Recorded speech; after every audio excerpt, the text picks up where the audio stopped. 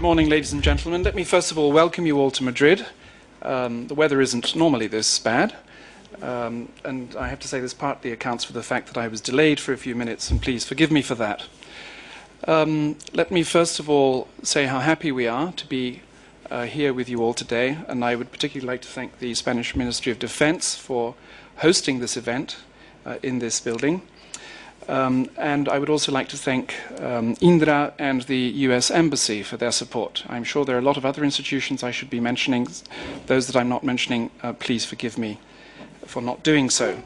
I would also, in particular, though, like to thank my colleague, Juan Antonio Sanchez, who has disappeared from the room, very timely. And let me just say in his absence, otherwise he might be embarrassed, that if it hadn't been for him, this meeting would not have been taking place in Madrid as it is today.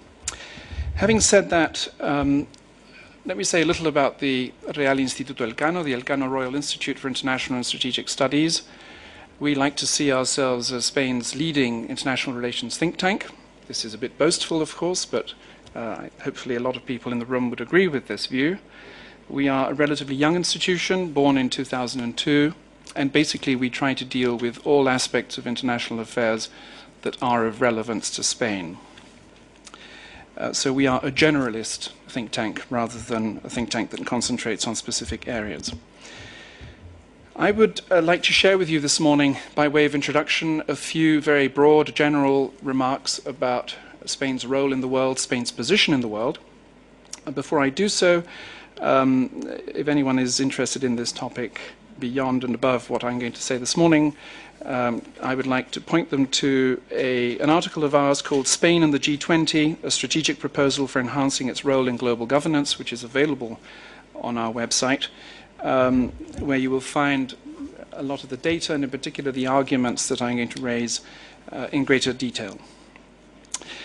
Let me start off by saying that, of course, a lot of countries think they're unique. Almost most individuals, human beings, believe that they are unique, and of course we are in a certain way. And I think Spanish policymakers and foreign policy pundits tend to see Spain's position in the world as unique. This is perhaps, as I say, not entirely surprising, but I would argue that there are certain specificities, certain characteristics which are unusual.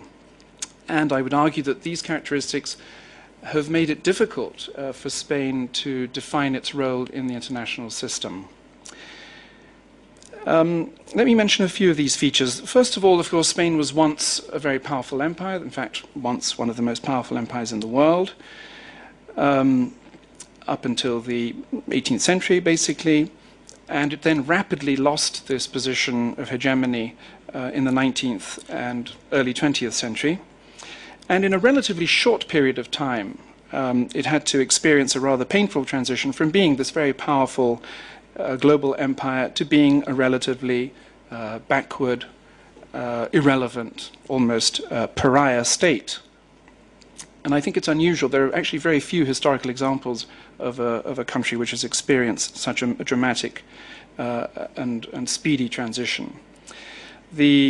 Conventionally, the turning point in this narrative is 1898, the Spanish-American War, in which Spain lost its few remaining colonies, or some of its most important remaining colonies, namely Cuba, Puerto Rico, and the Philippines. That is basically when Spain ceased to see itself as a world power. So in a sense, adapting to this loss of power, loss of influence, has been a century-long process. Secondly, contemporary Spain is a relative newcomer to the international community. Spain was largely isolated from all the major initiatives that were developed in the post-war period, basically on account of the fact that Franco had chosen the wrong side in World War II. And as a result of that, Spain was totally excluded from the Bretton Woods institutions, for example, World Bank, IMF, etc., excluded from the UN until 1955. The only country in Western Europe, together with Finland, to be excluded from the Marshall Plan, totally excluded from the early stages of the European integration project, etc., etc. In other words, it really was a pariah state for much of the 20th century, and it was only with democratization that it began to overcome this extreme isolation. So this sense of exclusion from the European and the Western mainstream, I think, has been very powerful and has to be taken into account as part of this legacy. Thirdly, and moving to the more contemporary period, in geographic and demographic and economic terms, Spain is in a funny position. The population is about 45 million. It's a medium-sized power, 8th or 9th largest economy in the world, with a GDP of about 1 trillion euros, a GDP per capita of about 24,000 euros, which in theory, therefore, gives it a certain prominence. But at the same time, it has found it difficult, I think, to find a role in the European Union. Spain, of course, was a latecomer, as I mentioned earlier, to the European project. Membership was only achieved in 1986, and although membership has been extremely successful and remains very popular with public opinion, Spain has always found it rather difficult to carve out a role for itself within the EU context. Should it be the leader of the South, for example? Should it try to present itself as the leader of a southern coalition, which would in theory include countries like Portugal, Italy, and Greece? This is not really a role that Spain has been terribly comfortable with. Should it try to be part of the sort of Euro-Atlantic, a potential Euro-Atlantic coalition, including perhaps Britain, Portugal, and others?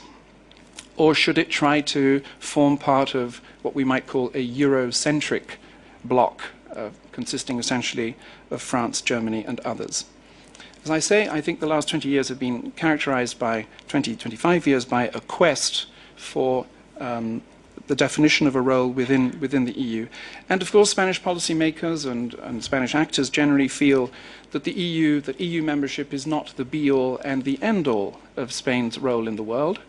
And this is essentially, of course, because of Spain's relationship, historic ties with Latin America, the fact that about 400 million people in the world speak Spanish, which is not an insignificant factor, and in addition, of course, our very close geographic proximity to a northern African region which has been marked by instability and political upheavals.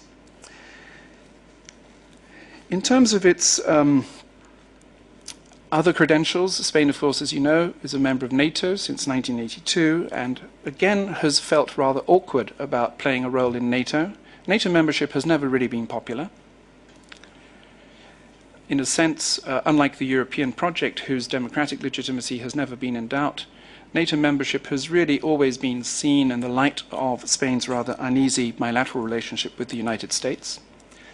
And let me remind you in this context that the US still has one very important naval base in Spain, in southwestern Spain, in Rota, which, by the way, has come in terribly handy over the last few years for the US when dealing with the Middle East.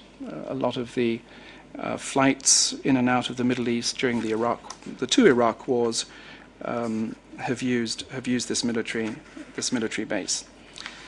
So I would say there's also an uneasiness in terms of Spanish membership of the West, or what we used to call the West. I'm not sure whether this term is still actually current. There's been a certain uneasiness about the role of NATO, both in the immediate proximity, European vicinity, but also further afield. And this is particularly evident right now with regard to Afghanistan. Of course, Afghanistan is in a mess, and all NATO members, I think, are having serious doubts about the future of our presence there, or the exact nature of our presence there. Finally, in terms of Spain's standing in the world, I think it's important to underline, and the article we wrote a couple of months ago does so, that in terms of social cohesion, for example, in terms of the UNDP's Human Development Index, Spain has really done remarkably well over the last 20, 30 years. In a relatively short period of time, it has advanced from being a developing country to being a country, as I say, with relatively high levels of social cohesion, a relatively prosperous and healthy welfare state, etc. So let me pose the question: how is Spain doing in this increasingly globalized world that we hear so much about? Well, to cut to the chase and to be very brief, there are some serious vulnerabilities in the Spanish case, which I think are mainly related to the field of education. Spain spends 4.